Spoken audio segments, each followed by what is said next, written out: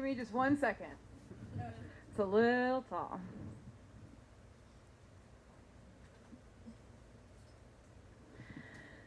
Thoughts I had during the 5th verse of the Cupid Shuffle by Malone. It's 5:57 p.m. I scamper past wedding coordinators to sneak into the ceremony. Of course, I meant to be early, but life happens. I'm scampering quickly but carefully on the slick marble floors. I know both the bride and groom, so do I sit on the left or on the right? I see some familiar faces on the left, but on the right are familiar faces that I actually care to talk to, so I choose the groom's side. It's 5:59. I congratulate myself on having made it just in time. My congratulations turns to embarrassment and self-loathing when I notice that all the men are wearing tuxes and 80% of the women are in long dresses. Fuck. I didn't read the invite well enough to notice it was black tie. And here I am in a short dress and wedges. I feel too casual, out of place. And I don't even like this dress. Why did I even wear this dress? This was the dress I was wearing the night I was raped. What? Did that take an unexpectedly dark turn that came out of nowhere and really brought the mood down? It did.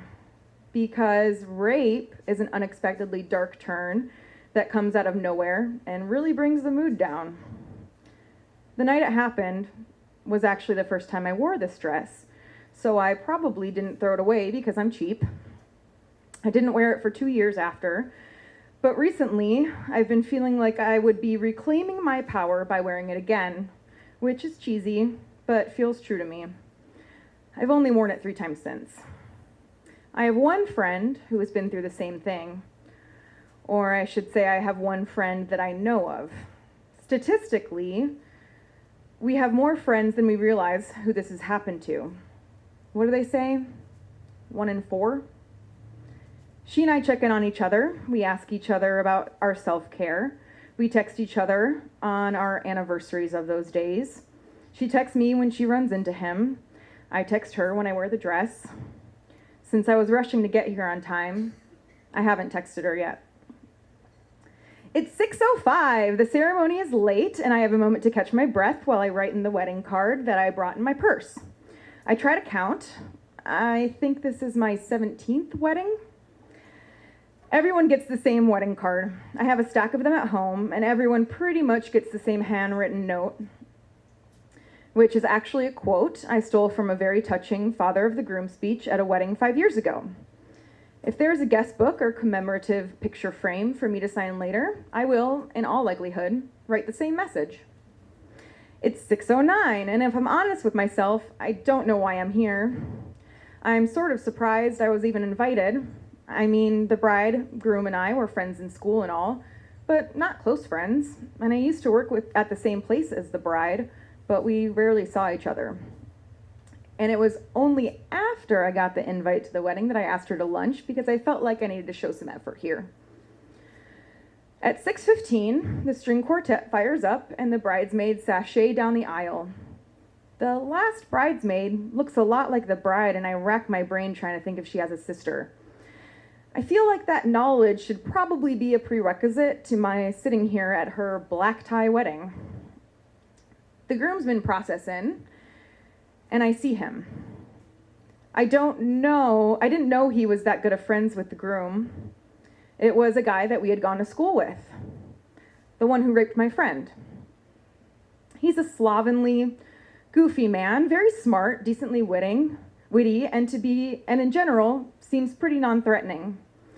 It makes me wonder what other goofy, well-liked, decent guys we know that have done the same 180 when they're alone with someone and not taken no for an answer. Even suggesting that makes people bristle and get defensive. But if statistically we know a lot of people who have been raped, then don't we statistically also know a lot of people who have done the raping?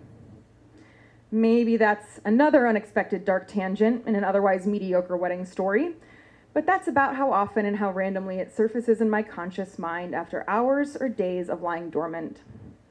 The thought passes as quickly as it comes, and life keeps going, 1 minute to the next. It's 6:20. They wrote their own vows, which is refreshing after the number of Catholic weddings I've been to, where everyone recites the same robotic vows they've been using since the dawn of time. They're very nervous, and their vows are heartfelt, and I start leaking feelings out of my eyeballs because I am a human. And of course I didn't bring any tissues, so I have to wipe my eyes with my fingers and rub the tears into my dress. At 6:30, they kiss, we clap, they jump the broom, which was a tradition I hadn't seen in my 16 prior weddings. For those of you counting at home, that was a 15-minute ceremony, the way God intended, and now it's time for cocktail hour. By 7:30, I have been sufficiently hounded by waiters with mediocre asparagus appetizers, and my former colleagues trying to make small talk. I'm also on my third glass of champagne, for I am a classy broad. Between 8 and 9, I eat the best wedding food of my entire life. At dinner, we tell dating app war stories, much to the schadenfreude delight of the couples who got married before dating apps were a thing. Then we politely ask engaged and married people how they met, which is a great way to ensure that exactly 2 people at the table are interested in the conversation. During a toast, the best man says he loves the groom more than the best man loves his own wife. It's a joke, probably, but I laugh at the sadness that maybe it's true. After the toast, the DJs open up the dance floor, and no one moves. People encourage me to get out there and dance, but those same people sit firmly in their seats talking with their spouses. I start to wonder if this is my role here as the single friend/acquaintance. I feel like I'm here to be a gregarious court jester and give the bride's aunt a story when she tells her friends about the wild wedding she went to. I'm here to be empathetic to the bride's super drunk friend from 6th grade who doesn't know anyone else. I'm here to dance to every line dance song, to fill space and make the dance floor look crowded so that when the couple looks at their wedding photos, they feel satisfied that their guests enjoyed themselves. I'm here to dance with such wild abandon that my Fitbit registers it as 43 minutes of aerobic workout. I'm here as a muse for the photographer who has easily taken 100 photos of me, including an ill-timed crotch shot when I was going a little bit softer now during shout. These are my thoughts at 10:30 during the 5th verse of the Cupid Shuffle. At this, the 17th wedding I've attended. These are the thoughts that flow through my brain when I'm pretending to enjoy singing Spice Girls in a dance circle. This is what is on my mind when I do the wobble, feet away from my friend's rapist and his smiling wife, pretending that he's okay. I don't know what time it is anymore. We sing Don't Stop Believing, and we wave sparklers as they drive away, and life goes on. Thank you.